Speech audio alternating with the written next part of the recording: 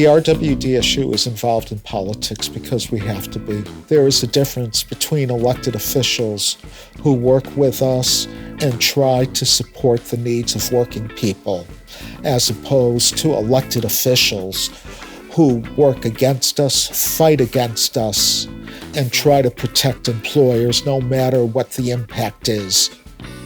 We see it when it comes to health and safety.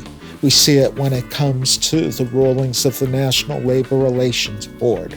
We see it when there are elected officials who try to make their states right to work, to limit the ability of unions to protect workers. Politics directly involve our members. National politics or local politics. We have to engage our members and also show their importance as far as the changes they can make. And so it's the union's obligation to educate our members as far as showing them if they get together in their communities to do politics, they can do the same thing on the shop floor as far as creating their own power. Poultry plants were lobbying to get these line speeds at these poultry plants and our packing houses increased so they could run more production. But at the same time, we were concerned about the safety issue. We went to the White House, we went to the Capitol, and we stood on the steps and we screamed and we hollered that we just want to be treated right and we want it safe. We went to Washington, D.C. and had to march, so they let them know it was very important to slow the lines down. Number one, the employees can get cut very easy because you running behind the chicken trying to cut it, and the line speed is so fast. So that's the main issue, keep from somebody getting hurt or getting cut. The RWDSU has never been afraid to take on a fight. Where we excel is taking on these huge corporations with our community partners. For example, Amazon, who wanted to build their headquarters in New York City, and we're set to obtain $3 billion in subsidies to do that. And we said no. We took them on and we won. Amazon's business model is to dehumanize and mistreat its employees, and we can't allow that to become the model for the future of work in our industry or in any industry. In New York City, car wash workers were legally able to be paid less than the minimum wage.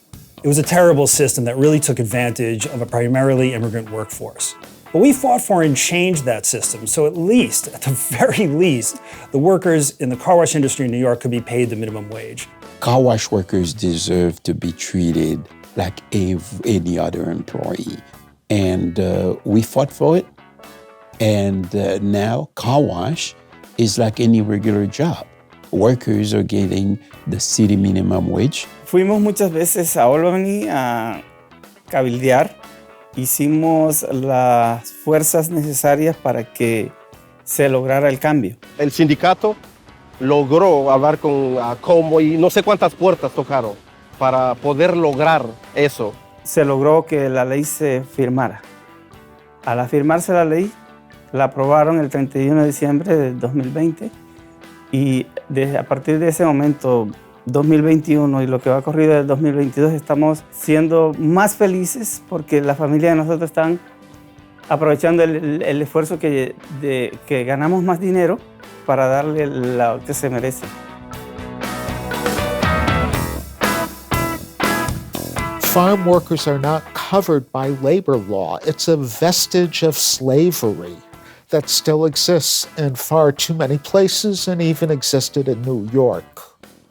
We reached out to elected officials whom we helped elect to finally change the law. And we did that. And now farm workers across New York have rights they were denied for years, including the right to organize into a union. Eso nunca lo habíamos tenido por mucho tiempo, pues muchos años de trabajar aquí. Nunca habíamos tenido una organización pues sobre derechos, nadie nos había enfocado sobre eso. Pues. Nos sentimos respaldados pues, por la institución de la Unión, nos sentimos que no estamos solos. Hoy pues nos sentimos más más fuerte, por decirlo así, ¿no? Union for our rights. Unión para mejores condiciones de trabajo. Union for Diversity Education. Union Strong.